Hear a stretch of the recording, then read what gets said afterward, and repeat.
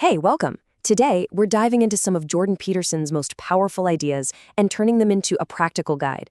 It's really all about this one thing: how to stop playing a part and start living the actual adventure of your life. So, let's just start with a really big question, okay? A question that gets right to the heart of everything we're going to talk about. Just ask yourself honestly, are you really living your own life? Or do you ever get that feeling that you're just, an actor playing a role that someone else wrote for you? To even begin to answer that, we first have to talk about something called the persona. It sounds complicated, but it's not. Put simply, it's the social mask that pretty much all of us wear just to get by in the world. Now, this isn't automatically a bad thing. Not at all. This persona is a functional shell, right? It's a social tool that lets us interact with people. Think of it like your public-facing avatar. But the problem really starts when that shell is all there is, when the mask becomes the face. And this is where you see that split. On one side, you have the persona.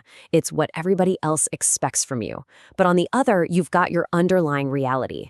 That's the real you, where genuine connection actually happens. If you only live inside that persona, you can end up feeling like a puppet, totally missing out on the real adventure of your life. And this is Peterson's big warning, and he uses the story of Pinocchio to make his point. If you feel like a puppet, you've got to ask yourself two terrifying questions. First, who wrote this part you're playing? And second, and maybe more importantly, who or what is actually pulling your strings? So, okay, how do you break free? How do you cut those strings? Well, this brings us to the very first, really practical step towards finding the truth. It's a moment of radical, brutally honest self-inquiry. Peterson frames this as something really serious. This isn't just a casual thought you have. It's a deep exercise you do when you are desperate for a real change. He even calls it a kind of proper prayer, a moment where you are genuinely open to an answer. The whole thing, the entire exercise, boils down to this one question. You have to ask yourself with complete honesty, what's one thing I'm doing wrong, that I know I'm doing wrong, that I could fix, and that I would fix? And you have to be prepared, because the answer that comes back, it's probably not going to be what you want to hear. It might be something small, something kind of embarrassing or really uncomfortable. But as Peterson argues, that's the necessary answer. That's the first little breadcrumb on the trail back to your real self. All right, so you've got this uncomfortable answer. Now what? The key, and this is so important, is not to try and make some huge, heroic change overnight. The key is to look down at your feet and start with tiny, concrete improvements. Peterson loves to quote the psychologist Carl Jung on this. The idea is that we don't find profound, life-altering truth in some abstract pie-in-the-sky idea.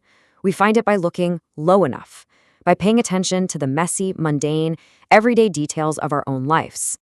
So the process itself becomes really simple. Step 1, you ask that hard, honest question. Step 2, you accept the uncomfortable answer that pops into your head. And then, Step 3, you start incredibly small, making tiny, real improvements to the stuff you know you need to fix. And this is the real genius behind his famous clean your room advice.